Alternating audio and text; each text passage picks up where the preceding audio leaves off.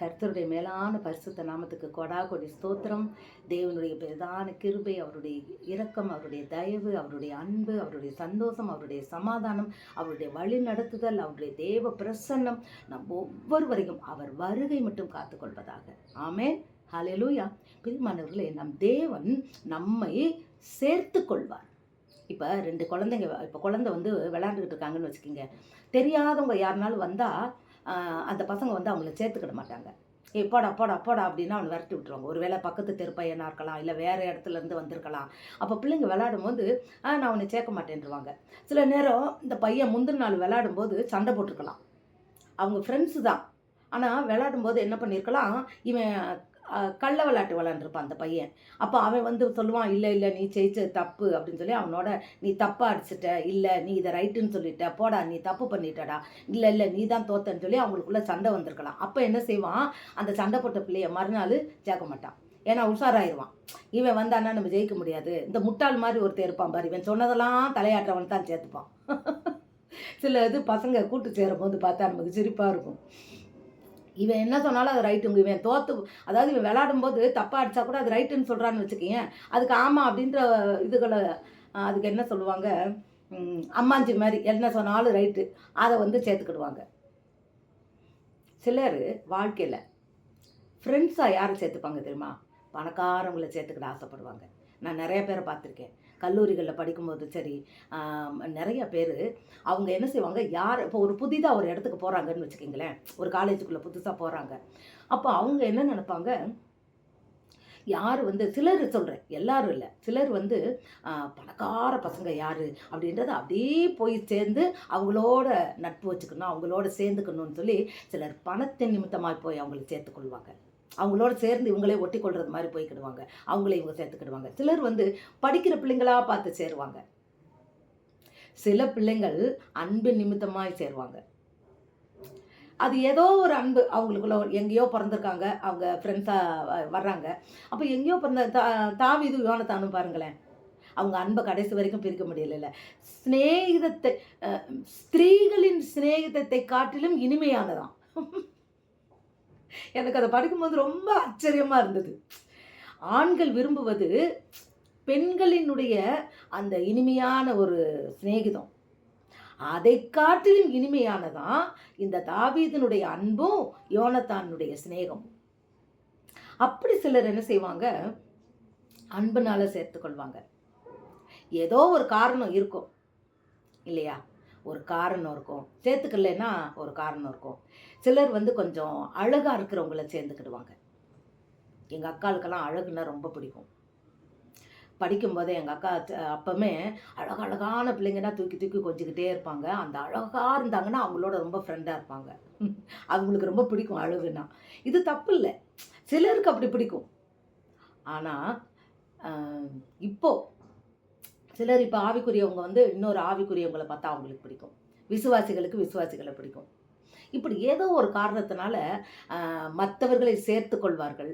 ஆனால் நம் ஆண்டவர் எந்த ரீசனும் இல்லாமல் புறம்ப தள்ளப்பட்டவங்க, கடன்பட்டவங்க, வேதனைப்பட்டவங்க, கைவிடப்பட்டவங்க, சிறுமைப்பட்டவங்க, தள்ளுண்டவங்க, நொறுக்கப்பட்டவங்க, புறக்கணிக்கப்பட்டவங்க, துரத்தப்பட்டவர்கள், கைவிடப்பட்டவர்கள், இப்படி யாராக இருந்தாலும் இயேசு அவர்களை சேர்த்து கொள்வார்.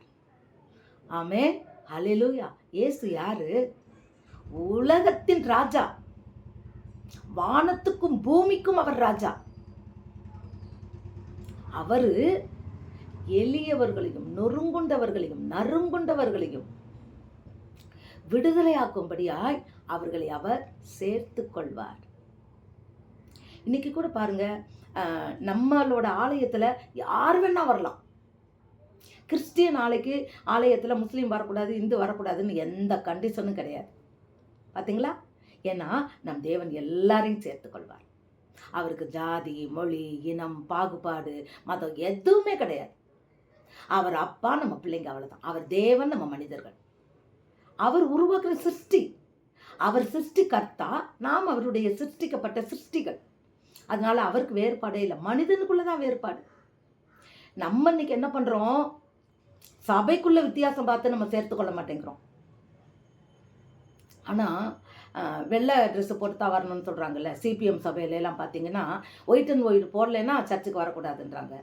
அது ஒரு இது சேர்க்க மாட்டேன்டா, நகை போட்டால் வரக்கூடாது.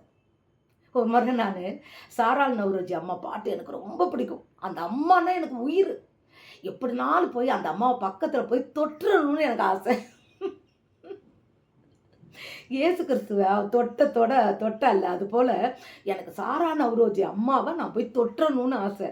அப்போ என்ன பண்ணேன், அங்கே இங்கேன்னு ஃபோன் நம்பரை பிடிச்சி நான் ஃபோனெல்லாம் கேட்டு அவங்ககிட்ட ஃபோன் பண்ணி பேசுகிறேன். அவங்களாம் எடுக்க மாட்டாங்க, சாரோல் நவ்ரோஜி அம்மாலாம் எடுக்க மாட்டாங்க. அவங்களுக்கு இருக்கிற அசிஸ்டண்ட்டாக அந்த மாதிரி எடுப்பாங்க. அப்போ அவங்க கேட்டுட்டு நீங்கள் யார், எந்த சபைக்கு போகிறீங்க, இதெல்லாம் கேட்குறாங்க. அப்போ வந்து நான் இசிஐ சபைக்கு போகிறேன், மதுரவாயில் இசிஐ சபைக்கு. அவனே அவங்க சொல்கிறாங்க, அப்படியா நீங்கள் வந்து ஒயிட் அண்ட் ஒயிட் போட்டிருக்கீங்களா, நகை கழட்டி போட்டிங்களா? இல்லைம்மா, அப்போல்லாம் எங்கள் அம்மாவை பார்க்க முடியாது, எங்கள் அம்மா அவங்களோட பேச மாட்டாங்க. அப்போ பாருங்கள் பெரியமானவர்களே, ஒரு கர்த்தருடைய ஊழியக்காரியாக இருந்தாலும் நான் நகை போட்டிருக்கேன், நான் வந்து வெள்ளை உடவை கட்டலைன்றதுக்காக என்னை சேர்த்து கொள்ளவில்லை, என்னோடு பேசவே அனுமதிக்கவில்லை. ஆனால் நம் தேவன் எல்லாரையும் சேர்த்து கொள்வார்.